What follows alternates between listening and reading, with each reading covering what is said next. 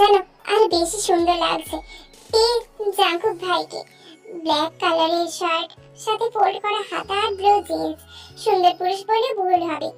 তে হাঁ করে তাকিয়ে আছে জাঙ্কুকের দিকে, যেন আবারও দ্বিতীয়বারের মতো প্রেমে পড়লো তার জাঙ্কুক ভাইয়ের। কি রে বাবা, কেমন আছিস? এতদিন পর মনে পড়লো। 4 বছরে একবার আসতে পারতিস নাকি? আয়ের বিয়েতেও তো আসলি না। আম্মু, তখনকার ব্যাপার পরে হবে, এখন তো এসে গেছি। এখন এখানেই থাকবো নাকি বাসায় যাব? হ্যাঁ হ্যাঁ, সে ভালো, বাসায় চল, রেস্ট নেই, তারপর কথা হবে। অনেক জার্নি করে এসেছিস। জাগো গাড়ির দিকে তাড়াতাড়ি পেয়ে ঠিক তেমন সময় বাঁকা চোখে একবার তের দিকে তাকিয়ে তারপর চলে যায়। আম্মু, আমি ফ্রেশ হতে যাচ্ছি, কাউকে দিয়ে আমার রুমে 1 কাপ কফি পাঠাও তো। আচ্ছা বাবা, যা, আমি লিজা বুয়াকে দিয়ে পাঠাচ্ছি। লিজা বুয়া কেন? আম্মু, বাড়ির সদস্যের কি কমতি পড়লো নাকি? মানে? জি না আপা, তুমিও না। লিজা বুয়ার এদিকে কত কাজ করে, তো রান্না বান্নায় হেল্প করতে হবে। তুই তো বসেই আছে, ওই যা, ওকে দিয়ে কফি পাঠিয়ে দিচ্ছি আমি।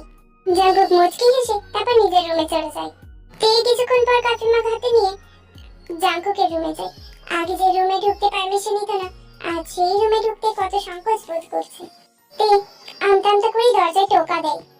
ভেতরে আয়। আপনার কফি।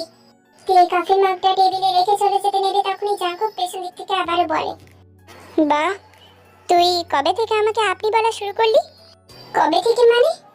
আগে তো বেশ তুমি তুমি করে বলতিস, এখন আপনি। অন্য পরপুরুষকে তুমি করে বলাটা ঠিক না জাঙ্কুক ভাই। কি বলি পরপুরুষ মানে? সামনে আমার বিয়ে জাঙ্কুক ভাই, এখন আমার বর ছাড়া বাকি সবাই পরপুরুষ। আসছি আমি, এই বলে দিয়ে আবার চলে যেতে নাই। জাঙ্কুকের রাগে মাথাটা ফুলে উঠছে, হাত মুষ্টিবদ্ধ করে নেয় জাঙ্কুক। তে দরজা খুলে বের হবে তার আগে জাঙ্কুক থেকে দরজার সাথে চেপে ধরে। ছাড়ুন জাঙ্কুক ভাইয়া, লাগছে তো। কি বললি আবার বল। আমার লাগছে তো, ছাড়ুন।